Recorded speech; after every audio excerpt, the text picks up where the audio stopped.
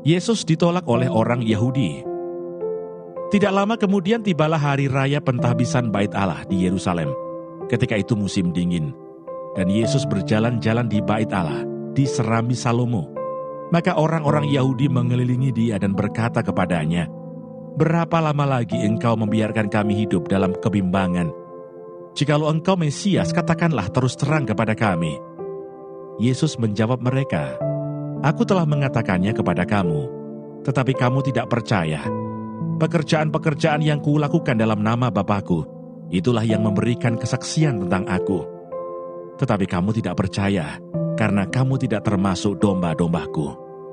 Domba-domba-Ku mendengarkan suara-Ku, dan Aku mengenal mereka, dan mereka mengikut Aku. Dan Aku memberikan hidup yang kekal kepada mereka, dan mereka pasti tidak akan binasa sampai selama-lamanya, dan seorang pun tidak akan merebut mereka dari tanganku. Bapa-Ku yang memberikan mereka kepadaku lebih besar daripada siapapun, dan seorang pun tidak dapat merebut mereka dari tangan Bapa. Aku dan Bapa adalah satu." Sekali lagi orang-orang Yahudi mengambil batu untuk melempari Yesus. Kata Yesus kepada mereka, "Banyak pekerjaan baik yang berasal dari Bapa-Ku yang kuperlihatkan kepadamu. Pekerjaan manakah di antaranya yang menyebabkan kamu mau melempari Aku?"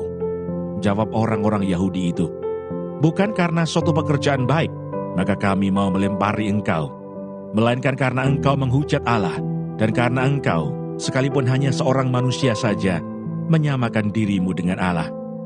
Kata Yesus kepada mereka, "Tidakkah ada tertulis dalam kitab Taurat kamu, Aku telah berfirman, kamu adalah Allah?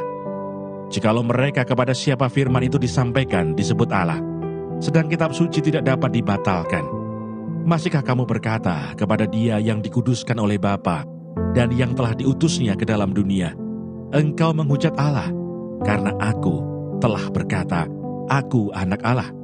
Jikalau Aku tidak melakukan pekerjaan-pekerjaan Bapa-Ku, janganlah percaya kepadaku. Tetapi jikalau Aku melakukannya, dan kamu tidak mau percaya kepadaku, percayalah akan pekerjaan-pekerjaan itu, supaya kamu boleh mengetahui dan mengerti bahwa Bapa di dalam Aku, dan Aku di dalam Bapa." Sekali lagi mereka mencoba menangkap Dia, tetapi Ia luput dari tangan mereka. Yesus di seberang sungai Yordan. Kemudian Yesus pergi lagi ke seberang Yordan, ke tempat Yohanes membaptis dahulu, lalu Ia tinggal di situ.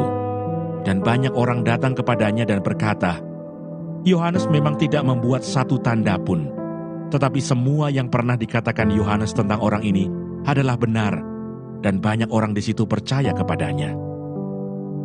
1 Tawarikh pasal 20.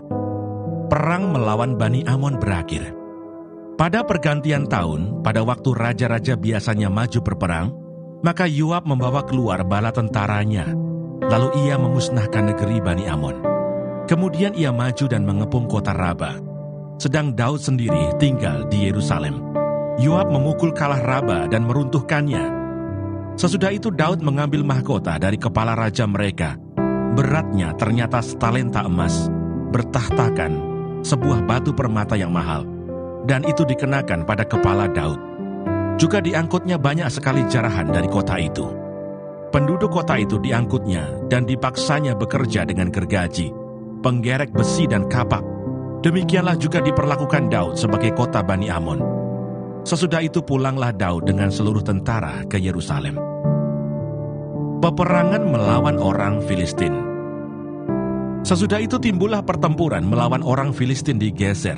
Pada waktu itu, Sibkai orang Husa memukul kalah Sipai, seorang dari keturunan raksasa, dan mereka ditundukkan. Maka terjadilah lagi pertempuran melawan orang Filistin. Lalu Elhanan bin Yair menewaskan Lahmi, saudara Goliat, orang Gad itu, yang gagang tombaknya seperti pisah, tukang tenun. Lalu terjadi lagi pertempuran di Gad, dan di sana ada seorang yang tinggi perawakannya, yang tangannya dan kakinya masing-masing berjari 6, 24 seluruhnya. Juga orang ini termasuk keturunan raksasa. Ia mengolok-olok orang Israel. Maka Yonatan anak Simea, kakak Daud, menewaskannya. Orang-orang ini termasuk keturunan raksasa di Gad. Mereka tewas oleh tangan Daud dan oleh tangan orang-orangnya. 1 Tawarikh pasal 21. Pendaftaran dan hukuman. Iblis bangkit melawan orang Israel, dan ia membujuk Daud untuk menghitung orang Israel. Lalu berkatalah Daud kepada Yoab dan kepada para pemuka rakyat, "Pergilah, hitunglah orang Israel dari Berseba sampai dan bawalah hasilnya kepadaku, supaya aku tahu jumlah mereka." Lalu berkatalah Yoab, "Kiranya Tuhan menambahi rakyatnya 100 kali lipat daripada yang ada sekarang. Ya Tuanku Raja, bukankah mereka sekalian hamba-hamba Tuanku? Mengapa Tuanku menuntut hal ini? Mengapa orang Israel harus menanggung kesalahan oleh karena hal itu?" Namun titah raja itu terpaksa diikuti oleh Yoab. Maka pergilah Yoab menjelajahi seluruh Israel, kemudian kembali ke Yerusalem. Lalu Yoab memberitahukan kepada Daud hasil pendaftaran rakyat. Di antara seluruh orang Israel, ada 1.100.000 orang yang dapat memegang pedang.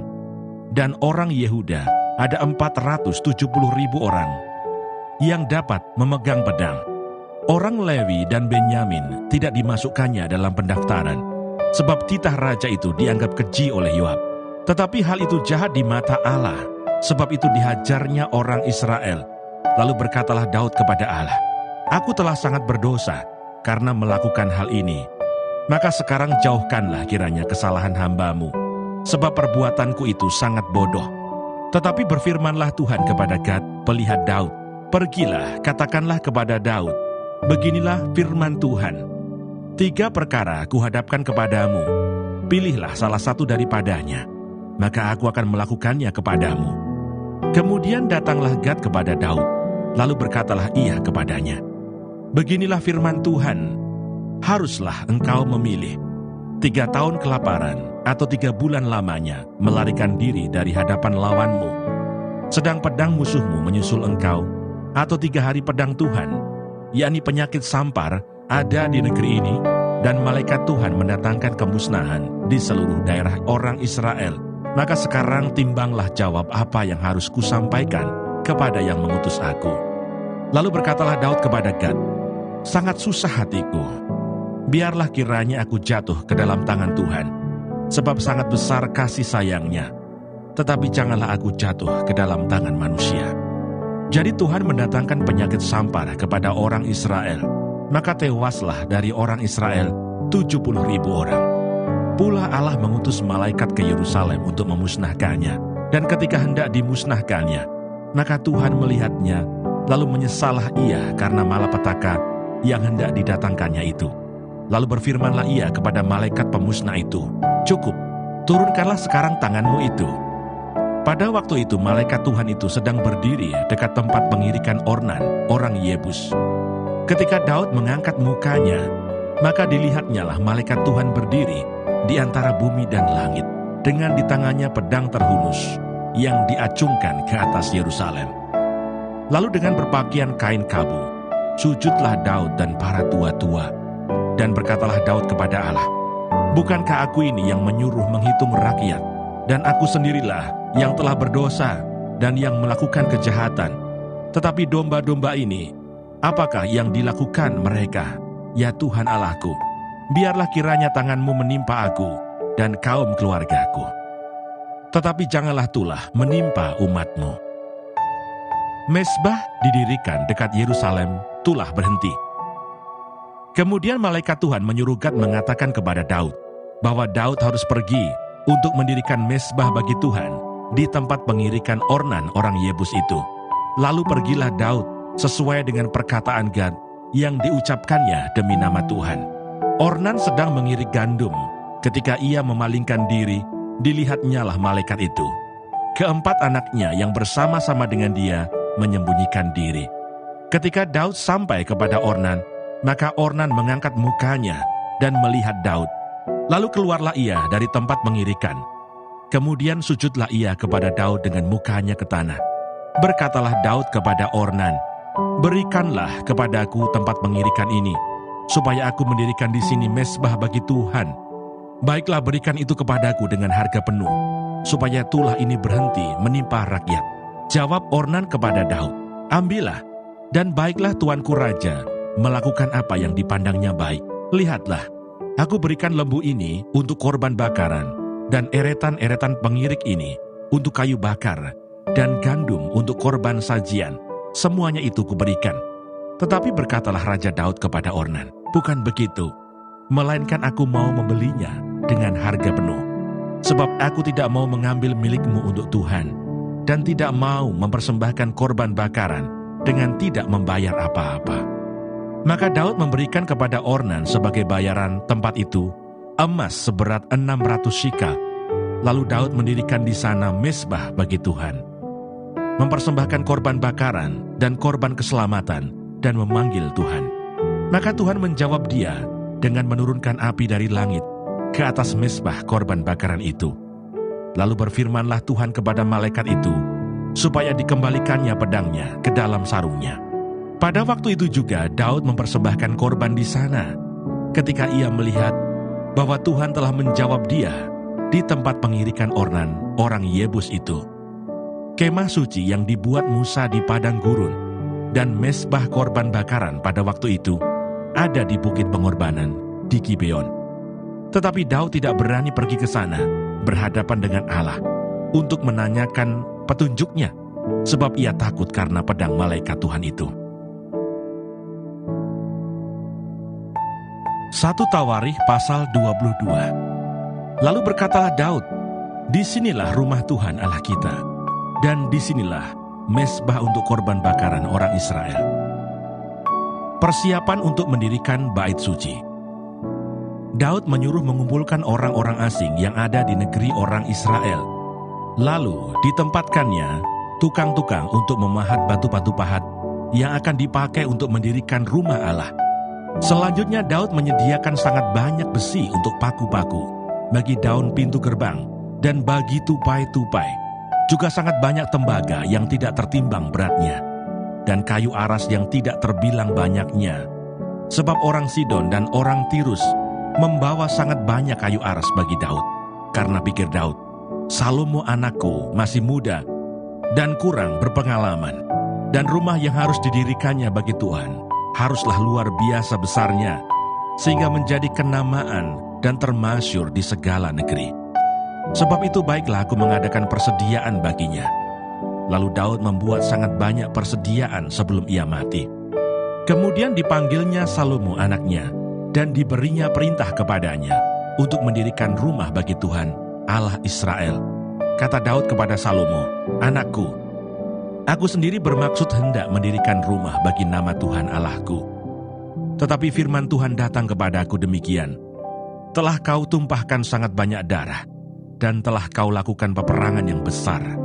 Engkau tidak akan mendirikan rumah bagi namaku, sebab sudah banyak darah kau tumpahkan ke tanah di hadapanku. Sesungguhnya seorang anak laki-laki akan lahir bagimu. Ia akan menjadi seorang yang dikaruniai keamanan. Aku akan mengaruniakan keamanan kepadanya dari segala musuhnya di sekeliling. Ia akan bernama Salomo. Sejahtera dan sentosa akan kuberikan atas Israel pada zamannya. Dialah yang akan mendirikan rumah bagi namaku, dan dialah yang akan menjadi anakku, dan aku menjadi bapaknya. Aku akan mengokohkan tahta kerajaannya atas Israel sampai selama-lamanya. Maka sekarang, hai anakku, Tuhan kiranya menyertai engkau, sehingga engkau berhasil mendirikan rumah Tuhan Allahmu, seperti yang difirmankannya mengenai engkau. Hanya Tuhan kiranya memberikan kepadamu akal budi dan pengertian, dan membuat engkau menjadi pemegang perintah atas Israel, supaya engkau memelihara Taurat Tuhan Allahmu. Maka engkau akan berhasil, jika engkau melakukan dengan setia ketetapan-ketetapan dan hukum-hukum yang diperintahkan Tuhan kepada Musa untuk orang Israel. Kuatkan dan teguhkanlah hatimu. Janganlah takut dan janganlah tawar hati. Sesungguhnya sekalipun dalam kesusahan, aku telah menyediakan untuk rumah Tuhan itu 100.000 talenta emas dan 1.000.000 talenta perak dan sangat banyak tembaga dan besi, sehingga beratnya tidak tertimbang. Juga aku telah menyediakan kayu dan batu, tetapi baiklah engkau menambahnya lagi. Lagi pula engkau mempunyai sangat banyak pekerja, yakni pemahat-pemahat batu, tukang-tukang batu, dan kayu, dan orang-orang yang ahli dalam segala macam pekerjaan emas, perak, tembaga, dan besi yang tidak terhitung banyaknya. Mulailah bekerja, Tuhan kiranya menyertai engkau. Dan Daud memberi perintah kepada segala pembesar Israel itu untuk memberi bantuan kepada Salomo anaknya. Katanya, bukankah Tuhan Allahmu menyertai kamu dan telah mengaruniakan keamanan kepadamu ke segala penjuru? Sungguh, Ia telah menyerahkan penduduk negeri ini ke dalam tanganku, sehingga negeri ini takluk ke hadapan Tuhan dan kepada umat-Nya. Maka sekarang, arahkanlah hati dan jiwamu untuk mencari Tuhan Allahmu. Mulailah mendirikan tempat kudus Tuhan, Allah, supaya tabut perjanjian Tuhan dan perkakas kudus Allah dapat dibawa masuk ke dalam rumah yang didirikan bagi nama Tuhan. Demikianlah pembacaan firman Tuhan hari ini. Tuhan Yesus memberkati.